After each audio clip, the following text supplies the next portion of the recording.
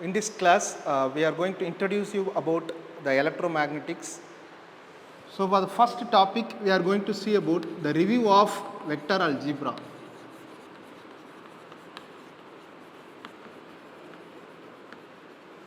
So before going into it, I am going to give you some definitions of what is field and what is electric field and magnetic field. So we take any of the physical quantity. So it might be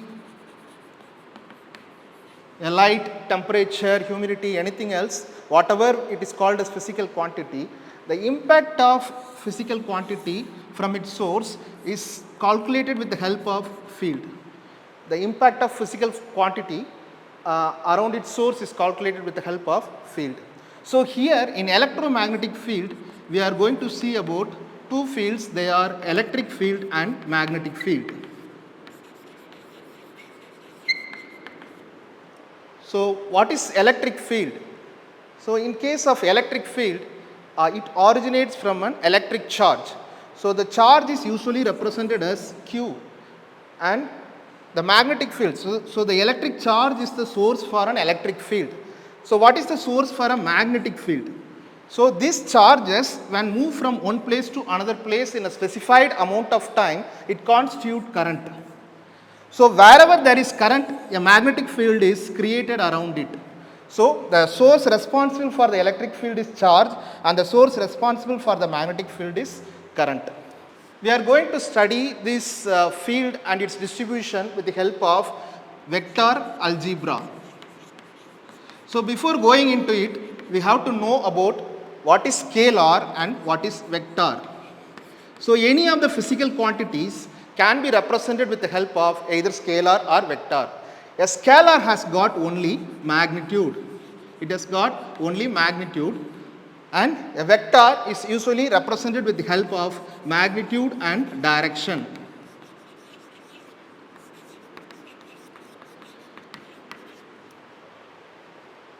So any of the physical quantity can be represented with the help of either a scalar or a vector form.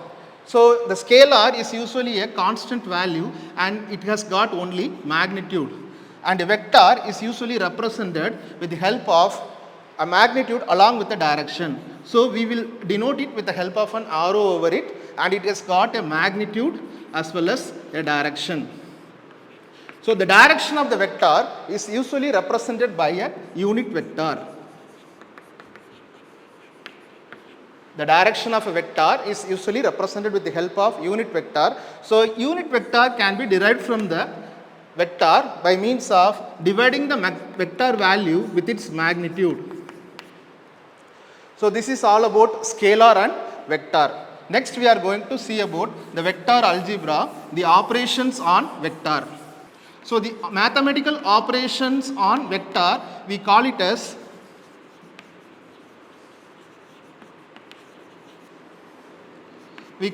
vector algebra. So it usually involves the following operations. They are, the first one is addition and subtraction.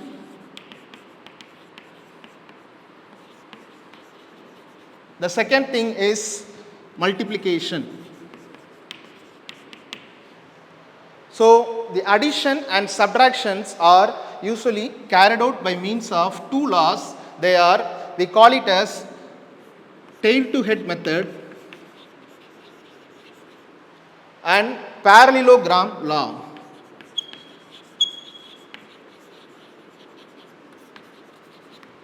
So in tail to head method, the two vectors that are going to be added together is usually represented in such a way that, so let me take two vectors, they are A vector and B vectors. These are the two vectors that I am going to add.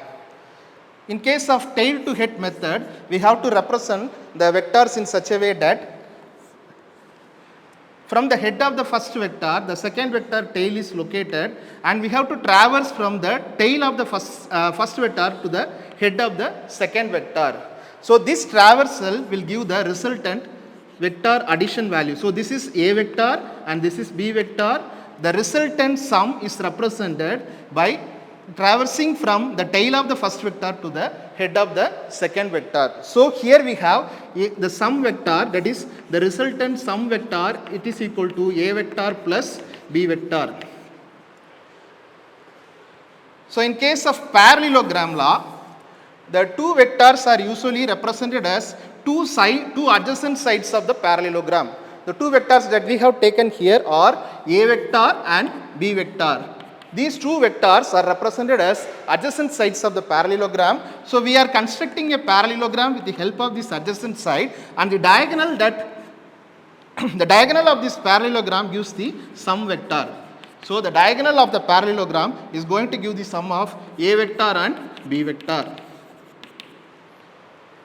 So in case of subtraction, what you do in subtraction, the subtraction is usually carried out with the help of addition.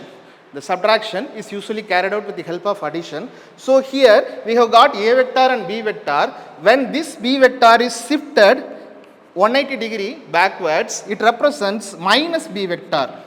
So here we have carried out the same parallelogram law in an opposite direction, so that A vector is summed again with the help of minus B vector. So it will result in A vector minus B vector. So the subtraction is carried out in such a way that the vector is represented in a direction opposite to the usual direction it is represented. So the next thing is about multiplication. So let me go over to the multiplication. So the multiplication usually involves three operations. They are scalar multiplication and vector multiplication. So the vector multiplication is again divided into two types. They are dot product and cross product. So what about scalar multiplication? So in case of a scalar multiplication, we just take a vector and we are going to multiply it with a scalar value. So this represents the product value, that is a scalar, that is a constant value is multiplied by the vector value. So what happens in this case? The magnitude of this vector will either increase or decrease. So here there is no change in direction except in one case, that if we have multiplied with a negative scalar, the direction will be shifted towards 180 degree. So the next thing is about dot product and cross product. So for representing the dot product, so we are taking two vectors, A vector and B vector. So here it is vector multiplication. So the multiplication between two vectors. So dot product is usually represented in the way that, such a way that A vector dot B vector is given by magnitude of A vector into magnitude of B vector into cos of the angle between the two vectors. That is, theta represents the angle between the two vectors A vector and B vector. So it usually gives the magnitude value alone. The dot product gives magnitude value alone. In case of cross product, it represents in such a way that A cross B is equal to magnitude of A vector into magnitude of B vector into sine of the angle between them. So here, if we take the cross product, here we have taken the vector A vector and the vector B vector. So these two vectors are producted in such a way that their magnitude are producted and the sine of the angle between them is taken. Here the cross product will result in a vector.